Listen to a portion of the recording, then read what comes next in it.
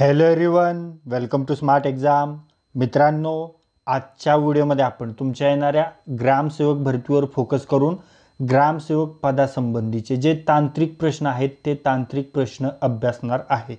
आणि हे सर्व प्रश्न आपण खूप सखोल अभ्यास करून बनवलेले आहेत, जेणेकरून तुमच्या परीक्षेमध्ये या व्हिडिओच्या बाहेर प्रश्न जाऊच नाही. तुम्ही जेव्हा ॲक्च्युअल परीक्षा देत असाल तेव्हा तुम्हाला या व्हिडिओमधीलच प्रश्न दिसावेत या स्वरूपाचेच हे सर्व प्रश्न आहेत. त्यामुळे हा व्हिडिओ काळजीपूर्वक पहा आणि हा व्हिडिओ जास्तीत जास्त रिवाइज करा. चला तर वेळ न घालवता हा अतिमहत्त्वाचा व्हिडिओ स्टार्ट करू. पहा, पहिला प्रश्न,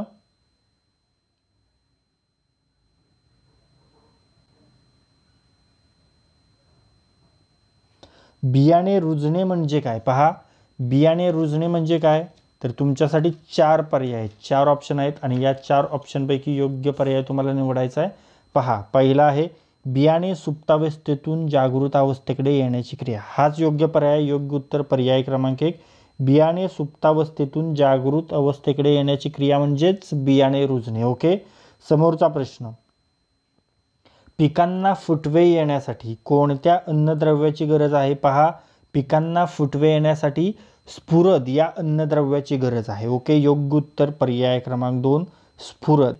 पहा मित्रांनो, आत्तापर्यंत जे आपण काही प्रश्न पाहिलेले आहेत त्या प्रश्नापैकी एक प्रश्न मी तुम्हाला विचारणार आहे, त्याचे उत्तर तुम्हाला कमेंट बॉक्समध्ये सांगायचं आहे. पहा, तुमच्यासाठीचा प्रश्न, कोणत्या पिकास तेलबियांचा राजा असे म्हणतात? तुमच्यासाठी हे चार पर्याय आहेत आणि या चार पर्यायापैकी योग्य पर्याय तुम्हाला कमेंट बॉक्समध्ये सांगायचा आहे. प्रश्न पुन्हा एकदा पहा, कोणत्या पिकास तेलबियांचा राजा असे म्हणतात?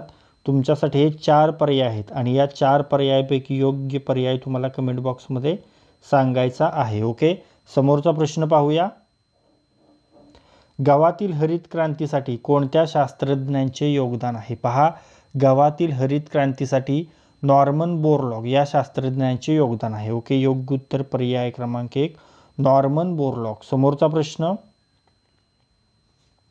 भात पिकाच्या बीजोत्पादनासाठी पिकाची वेळोवेळी तपासणी करावी लागते. यापैकी सर्वात काटेकोरपणे कोणती तपासणी केली जाते? तर जी जेव्हा दाणे येण्याची परिस्थिती असते तेव्हा. पहा, योग्य उत्तर पर्याय क्रमांक 3, दाणे परिपक्व होण्याच्या काळात. ओके. सर्वात काटेकोरपणे तपासणी करावी लागते. ओके. पुढे पाहूया, आळिंबी ही कोणत्या वर्गातील वनस्पती आहे? पहा, आळिंबी ही बुरशी आहे. ओके. योग्य उत्तर असेल पर्याय क्रमांक 4, पर्याय क्रमांक 1, बुरशी वर्गातील वनस्पती आहे आळिंबी. ओके. समोरचा प्रश्न,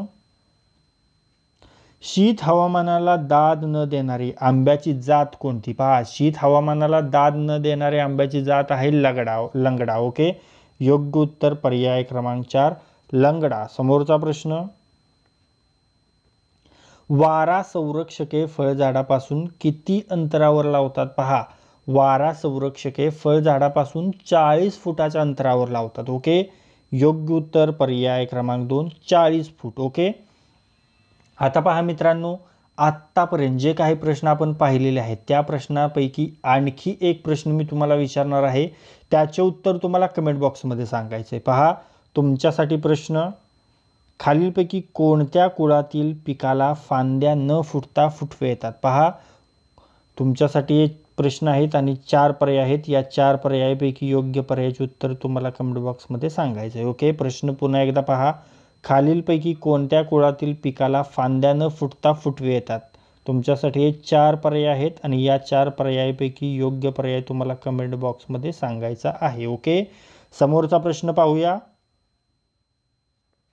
जुन्या झाडांचे नूतनीकरण करण्यासाठी कोणती पद्धत अवलंबितात? पहा, जुन्या झाडांचे नूतनीकरण करण्यासाठी डाळ्यांची विरळणी करणे ही पद्धत अवलंबितात. ओके. योग्य उत्तर पर्याय क्रमांक 3, डाळ्यांची विरळणी करणे. समोरचा प्रश्न, खालीलपैकी पालक या पालेभाजीची सुधारित जात कोणती? पहा, पालक या पालेभाजीची सुधारित जात पहा, ऑल ग्रीन ही देखील आहे, पुसाहरित ही देखील आहे, पुसा ज्योती ही देखील आहे. या प्रश्नाचे योग्य उत्तर असेल पर्याय क्रमांक 4, वरील सर्व. समोरचा प्रश्न,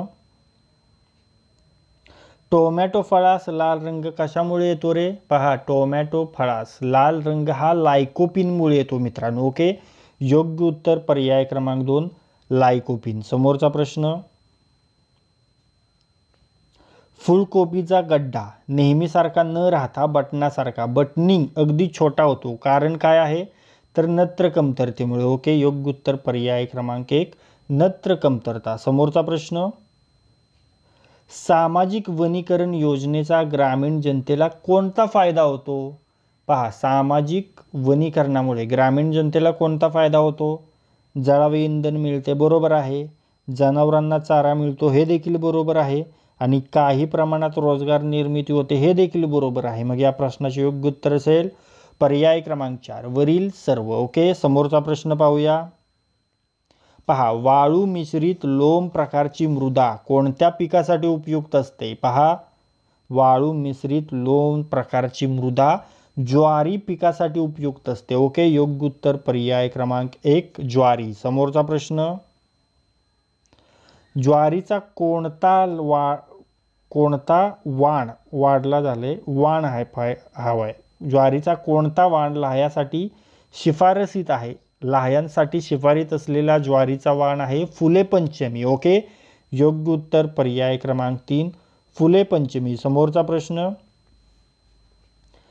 एक क्षेत्र जमिनीवर पीक वाढीच्या कालावधीत पर्णक्षेत्र निर्माण करण्याच्या क्षमतेला काय म्हणतात? पर्णक्षेत्र कालावधी म्हणतात. ओके, योग्य उत्तर पर्याय क्रमांक 2 पर्णक्षेत्र कालावधी. समोरचा प्रश्न, कोणता मासा पाण्याच्या पृष्ठभागाजवळचे अन्न खाणारा आहे? पहा, कटला हा मासा पाण्याच्या पृष्ठभागाजवळचे अन्न खाणारा मासा आहे. ओके, योग्य उत्तर पर्याय क्रमांक 2 कटला. समोरचा प्रश्न, दुसरी हरित क्रांती भारताच्या कोणत्या भागात सुरू झाली? पहा, दुसरी हरित क्रांती भारताच्या पूर्व भागामध्ये सुरू झाली. ओके, योग्य उत्तर पर्याय क्रमांक 1 भारताचा पूर्व भाग. समोरचा प्रश्न, पाणी व्यवस्थापन नियंत्रित परिस्थितीत पाण्याचे जमिनीत होणारे शोषण, निचरा, जलधारणा एकाच वेळी अचूकपणे मोजण्याचे यंत्र कोणते? तर ते आहे लायसीमीटर. ओके, योग्य उत्तर पर्याय क्रमांक 4 लायसीमीटर. समोरचा प्रश्न, जमिनीत उपलब्ध ओलावा व बाष्पोत्सर्जन यांच्यातील समतोल बिघडल्यामुळे येणाऱ्या दुष्काळास काय म्हणतात? त्याला बोलतात कृषी दुष्काळ. ओके, योग्य उत्तर पर्याय क्रमांक 3 कृषी दुष्काळ. समोरचा प्रश्न, मधुमक्षी पालन कोठे अधिक यशस्वी होते रे? पहा, मधुमक्षी पालन जिथे जैवविविधता आहे, फुले वेगवेगळ्या प्रकारचे आहेत, तिथे होतो. ओके, मग या प्रश्नाचे योग्य उत्तर असेल पर्याय क्रमांक 1 फुलांची जैवविविधता जास्त असते त्या ठिकाणी. समोरचा प्रश्न, सर्वसाधारण पिकांची आधारभूत किंमत कशी असते? पहा, सर्वसाधारणपणे पिकांची आधारभूत बाजारभावापेक्षा कमी असते. ओके, योग्य उत्तर पर्याय क्रमांक 2 बाजारभावापेक्षा कमी असते. समोरचा प्रश्न, चपातीकरिता वापरावयाच्या गव्हाचे शास्त्रीय नाव काय आहे? पहा, चपातीकरिता वापरावयाच्या गव्हाचे शास्त्रीय नाव आहे ट्रिटिकम ॲस्टिवम. ओके, योग्य उत्तर पर्याय क्रमांक 2 ट्रिटिकम ॲस्टिवम. समोरचा प्रश्न, जमिनीमध्ये पाणी कोणत्या ऊर्जेद्वारे शोषण करून साठविले जाते? पहा, जमिनीद्वारे पाणी केशाकर्षण पद्धतीद्वारे साठविले जाते. ओके, योग्य उत्तर पर्याय क्रमांक 2 केशाकर्षण. ओके, समोरचा प्रश्न, खालीलपैकी हरभऱ्याचा कुठला वाण मर रोगास सहनशील असून उशिरा पेरणीसाठी योग्य आहे? पहा, हरभऱ्याचा कोणता वाण मर रोगासाठी सहनशील आहे? तर तो आहे विशाल. ओके, योग्य उत्तर पर्याय क्रमांक 2 विशाल. समोरचा प्रश्न,